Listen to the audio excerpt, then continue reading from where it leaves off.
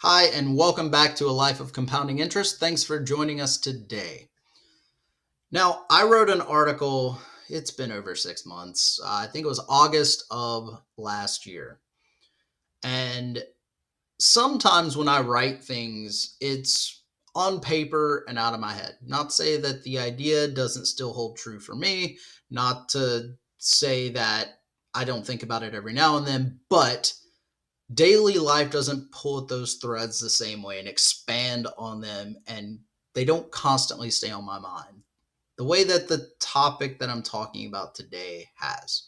Now, the name of this article, or the title, was The Coming Age of Extreme Responsibility.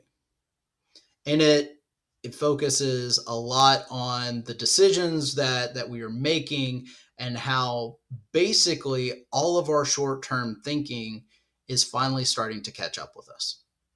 We've spent many decades voting and voting with not only our political votes, but our dollars and our spending and everything that we do. We are really just advocating for comfort right now at the expense of what is actually better for us, better for society, and a better future. All for just comfort today.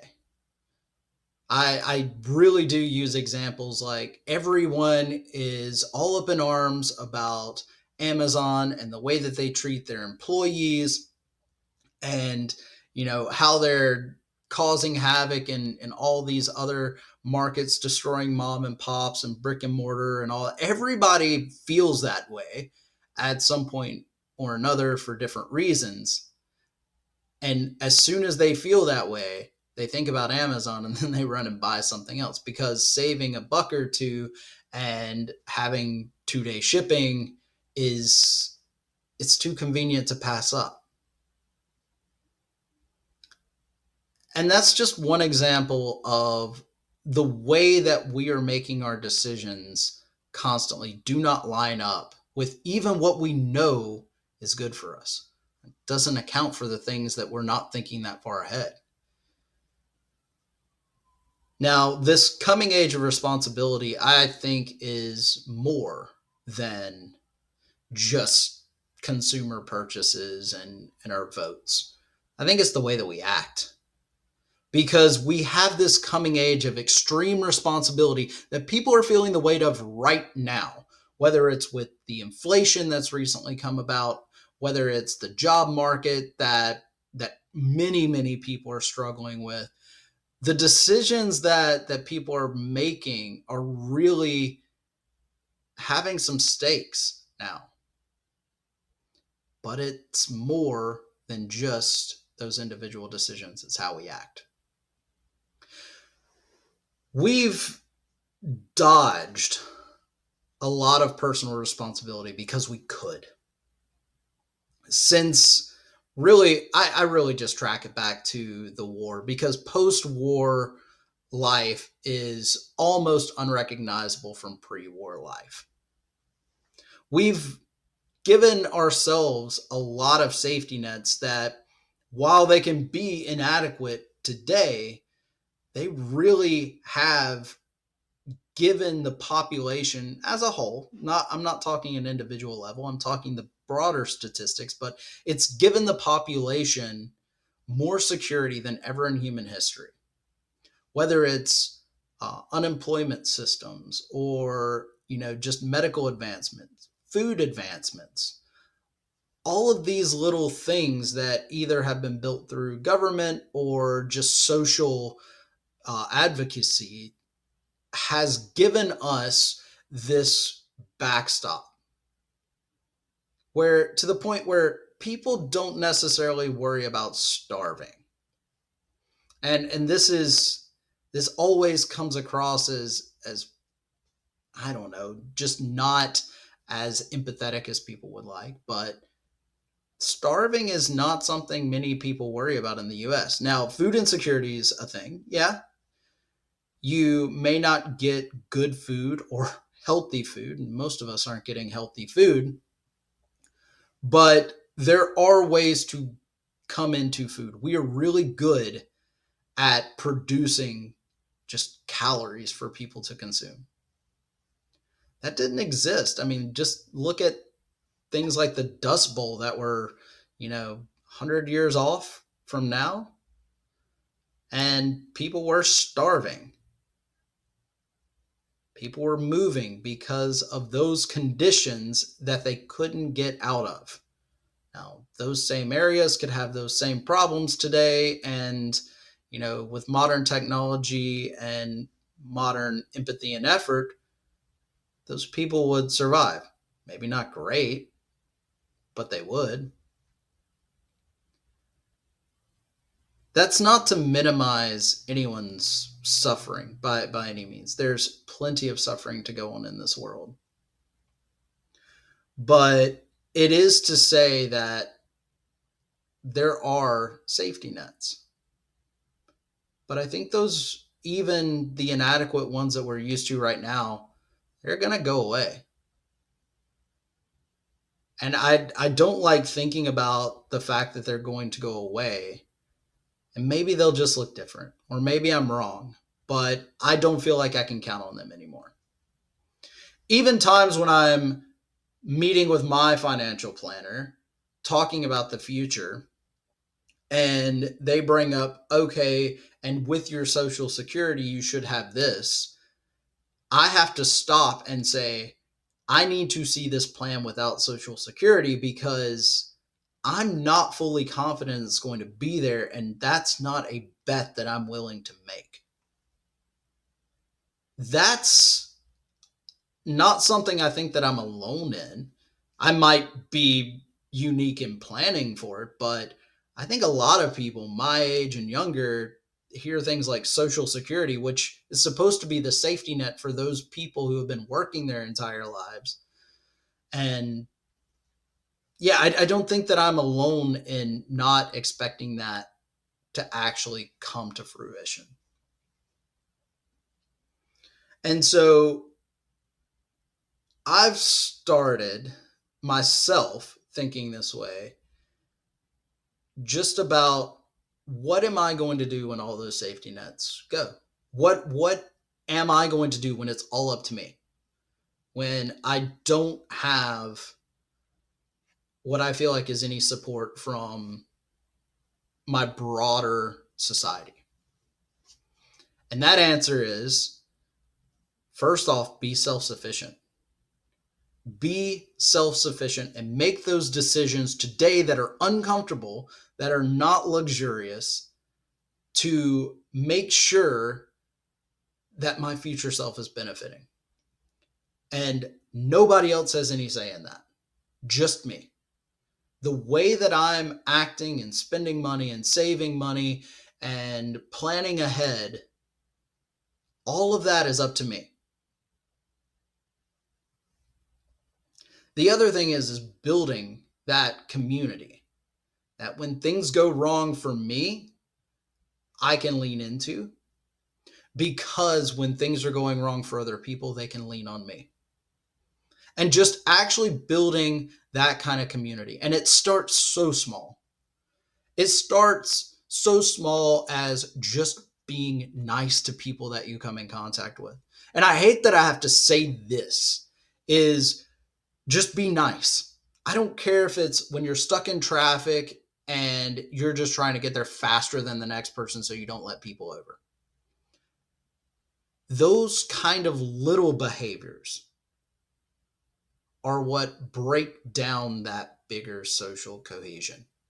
If I can't trust somebody to let me over in traffic because it keeps everything flowing more smoothly, how can I count on anybody to help me when I'm starving and those social nets are gone? It starts with us doing those small right things. Smiling and talking to people.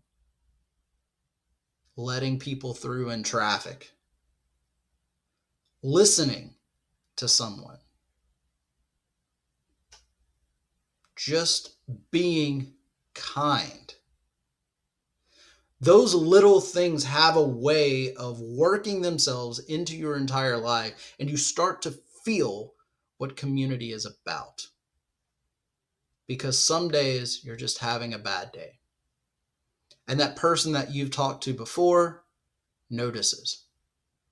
You walk into the grocery store, you see the same person at the checkout that you have 30 times before. They vaguely notice your face, and they notice that it's looking a little low today. And they call that out. There is something so just magical about that human experience that when you're having a bad day, somebody goes, "You look like you're having a tough day." Not anything else, just that. Investing that little bit into somebody that you've noticed that it looks like they're having a bad day. That doesn't cost anything. And it might be uncomfortable to notice that somebody's having a bad day. What if they tell you about it? Are you willing to invest the couple of minutes to just listen to them and say, "Man, that sucks. I really do hope that gets better." That's all. That's all that it takes. And that's that bit of personal responsibility for your surroundings and everything within arm's reach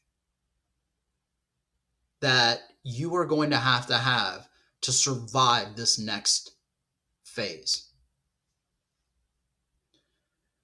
I talk a bit about empathy fatigue, and I feel empathy fatigue just about every single day now. I open up the news and I see things all across the world that I legitimately feel for those people. Bad things are happening everywhere. There are good things that happen, and I try to seek out that too to balance it out. But I think when we see really big bad things happening, that we want to help. And we can in some ways, but I really do not believe that we can be of really any kind of meaningful help if we are not helping those people at arm's reach. Doesn't matter how much you give and advocate for people all the way across the world if you can't even be nice and kind and supportive to the people that you see face to face every day. I think about what life was like 100 years ago, before what our media schedule is, before most of us were alive. I don't think that any of us will ever feel this way in our lifetime, but just imagine when news moves slowly. If something actually came into your purview that it was big news, it was vetted. Sure, it might have had some undertones and information that people wanted you to hear, but still, it was one piece of news. And then everything else was localized. Imagine what life would be like if most of your concerns were in arm's reach. Things that you could experience yourself right now. Things that you know about, people that you know about. It's not avoiding the bigger problems of the world, but there's something so empowering about being able to actually influence something and see positive change right in front of you and know that you caused it. You can donate your entire paycheck to some causes and you feel really good about it, but you may never see the impact because that problem will still be there in a year. The problem will still be there in 6 months. But your next door neighbor that you know that just lost their job and they're having trouble paying rent and putting food on the table, if you're ready to donate a paycheck and you help them, you immediately see it. Not only that, but you've made a friend and an ally. And just like you never expect to receive anything from any cause that you give to, you can have that same mentality with those people. Here, have this money. Here, have this time. Here, have this just attention. No, I don't want anything in return. Do you feel better? That's enough for me. Are you doing better? That's enough for me. Who knows? I might be down when you're up, and you can help me. This is what it's going to take. This coming age of extreme responsibility, it takes us owning every single one of those little interactions and trying to make our world a little bit more stable with the people that are close to us. And you find that even those that may be wildly different from you have so much more in common when you talk to them face to face. It's easy to look at people or problems or things from far away and go, oh yeah, I know exactly about that because of all the other things that I've seen that look exactly like that. But when you actually dig in and you're close enough to ask a question and get an honest answer, close enough to sense how something is unfolding, how somebody feels, passion in the room, you start to realize that most people are just working towards the same end, and that's just trying to survive. We've lost a lot of that, and things are going to get hard. They're already hard, and they're going to get harder. I hope I'm wrong, but I don't see any other way. So I don't know. I'll copy a link to the short article below. Let me know what you think. What are you doing to really bolster your safety net? Do you think I'm just crazy and everything's going to keep going well and we're going to continue to be taken care of because that's our right as first world citizens? I'm open to all of that, and as always, when I feel a little pessimistic about things, I really do hope I'm wrong. I hope for your sake and my sake and everyone around us. But as for right now, I really would love to hear what you think about that and ways that we all might be able to connect a little bit better and just protect against this extreme personal responsibility that's coming our way. I don't know. Let me know your thoughts below. Like, follow, subscribe, check us out. We're on all the various social medias. But until next time, take care.